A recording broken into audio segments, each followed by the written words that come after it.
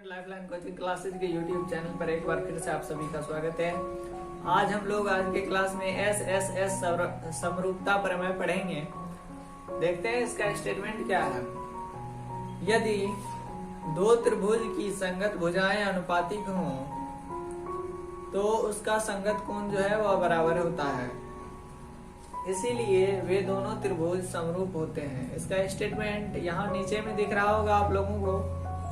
तो शुरू करते हैं, इसमें क्या कथन है और क्या सिद्ध करना है। दो त्रिभुज ABC और DEF दिया हुआ है।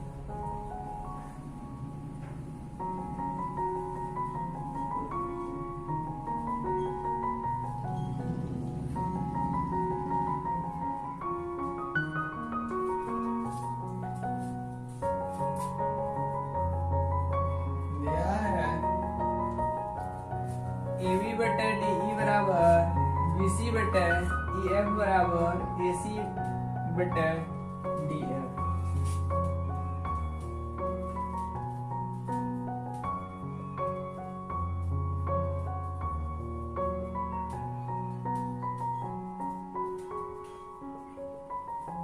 सिद्ध करना है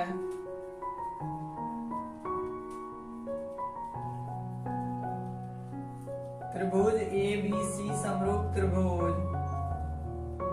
DEF। इसमें भी हम लोग दो स्थिति में सिद्ध करेंगे। पहला स्थिति लेते हैं जब AB जो है वह DE के बराबर हो।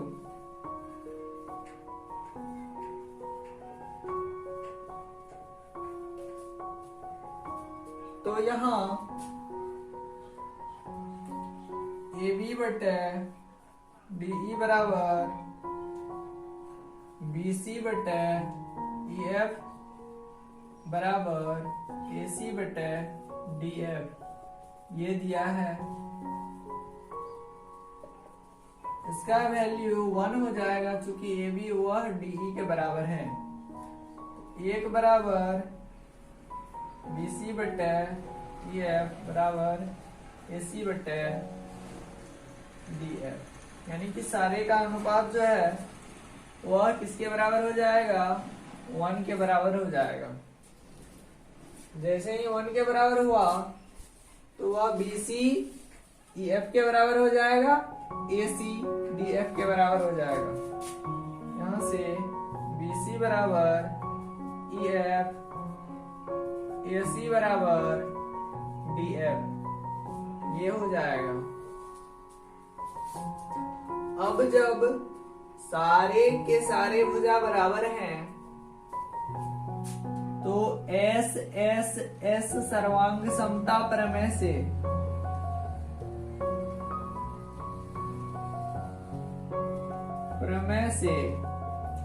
ये हम लोगों को सर्वांग समता प्रमेय 9th क्लास में पढ़ने के लिए है। इस थ्योरम के अनुसार किसी दो त्रिभुज की यदि संगत भुजाएं बराबर होती है तो उसका कोण भी बराबर होता है और वो दोनों त्रिभुज सर्वांगसम होते हैं। त्रिभुज ABC सर्वांगसम त्रिभुज DEF हो जाएगा। जैसे ही यह दोनों त्रिभुज सर्वांगसम हुआ तो कोण A कोण D के बराबर हो जाएगा, कोण B कोण E के बराबर और कोण C कोण F के बराबर हो जाएगा।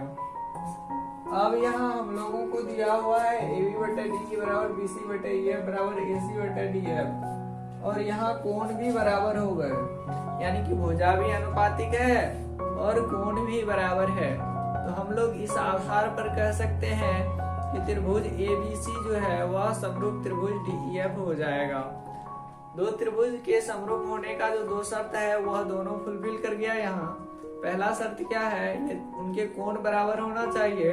दूसरा शर्त क्या था कि उसकी भुजाएं अनुपातिक होनी चाहिए, वह दोनों यहाँ फुलफिल कर रहा है। अतः हम लोग कह सकते हैं त्रिभुज ABC समरूप त्रिभुज DEF। ये तो पहली स्थिति है। दूसरी स्थिति में हम लोग जानेंगे यदि AB जो है वह DE के बराबर नहीं है तब हम लोग इसको कैसे प्रूव करें? स्थिति 2 के अनुसार हम लोग क्या करेंगे? स्थिति 2 में AB जो है वह छोटा है DE से, तो AB के जितना DP काटेंगे DE में से और AC के बराबर DQ काटेंगे DF में से। तो इसी को रचना में लिखना पड़ेगा AB बराबर DP, AC बराबर DQ, क्रमशः DE तथा DF में से काटा।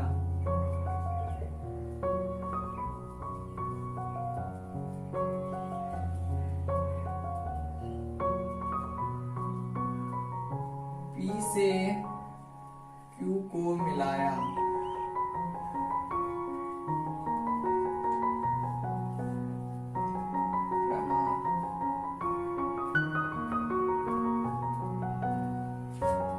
यहाँ हो जाएगा DP बटे DE बराबर DQ बटे DF। चूंकि AB बटे DE बराबर AC बटे DF ये दिया हुआ है। अब यहाँ हम लोग AB के जगह क्या मान लिए हैं? AB के बराबर DP को मान लिए। आगे बढ़ाते हैं, इसको अब हम लोग उलट देंगे दोनों साइड। तो यह हो जाएगा DE बटे DP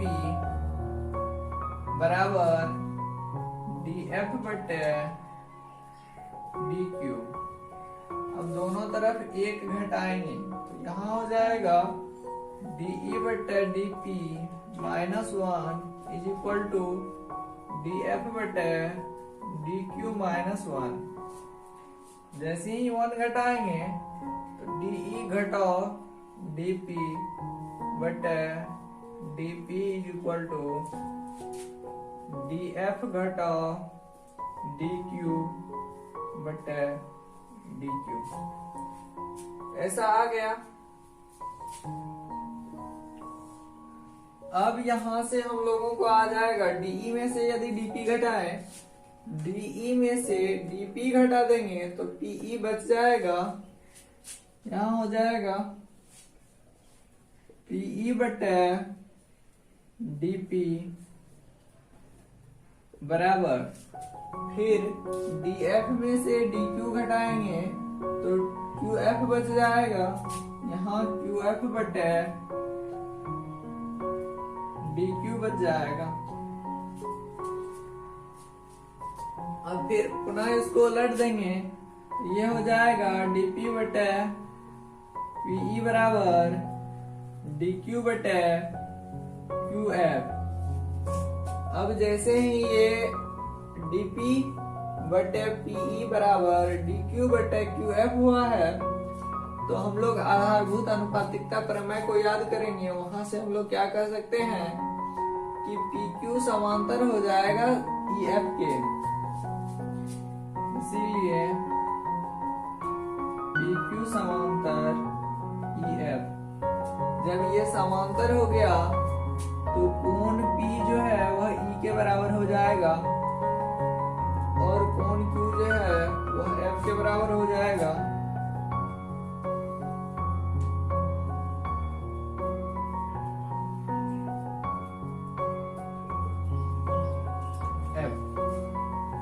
अब ये त्रिभुज DPQ और त्रिभुज DEF में देखेंगे तो यह दोनों कोण बराबर हैं, ये कोण उभयनिष्ठ हैं। तो AAA समरूपता प्रमेय से हम लोग कह सकते हैं त्रिभुज DPQ समरूप त्रिभुज DEF। तो त्रिभुज DPQ समरूप त्रिभुज DEF। जैसे ही यह त्रिभुज दोनों समरूप हुआ तो यहां से हम लोग कह सकते हैं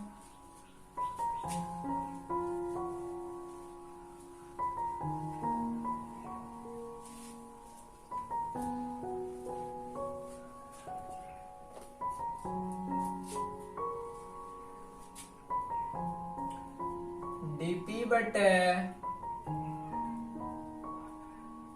डीई बराबर डीक्यू बटे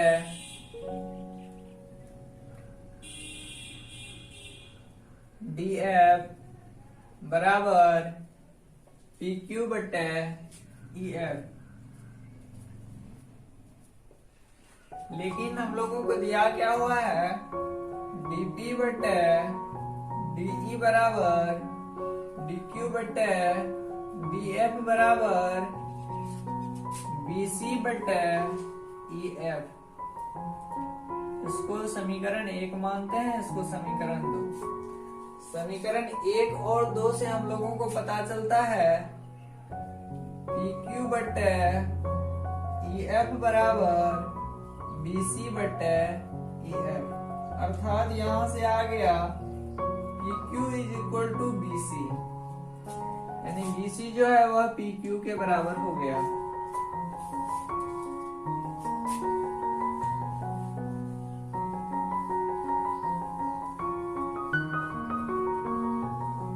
जैसे ही ये बराबर हुआ तो हम लोग यहां से कह सकते हैं त्रिभुज ABC सर्वांगसम त्रिभुज DPQ।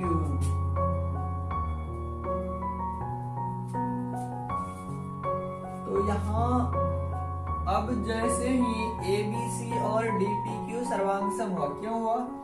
PQ बराबर BC है, PQ बराबर BC साबित किए हैं।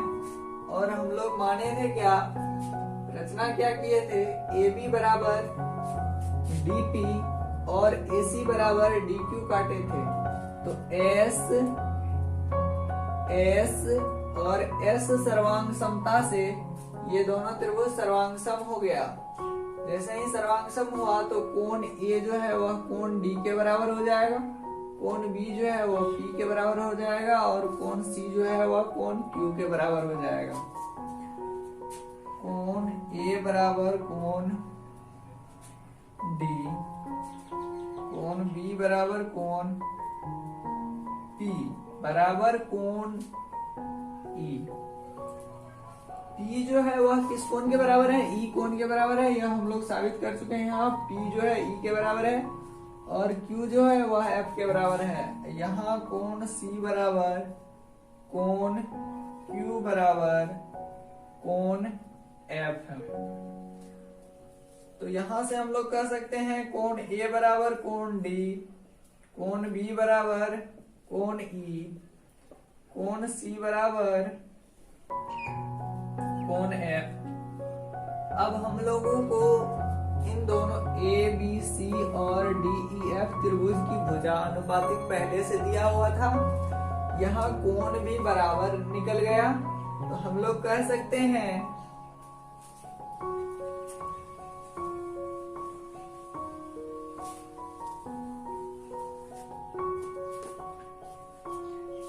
त्रिभुज ABC समरूप त्रिभुज DEF ये प्रूव करना था। क्योंकि यहाँ कोण बराबर सिद्ध कर दिए हम लोग और भुजा अनुपातिक पहले दिया हुआ था।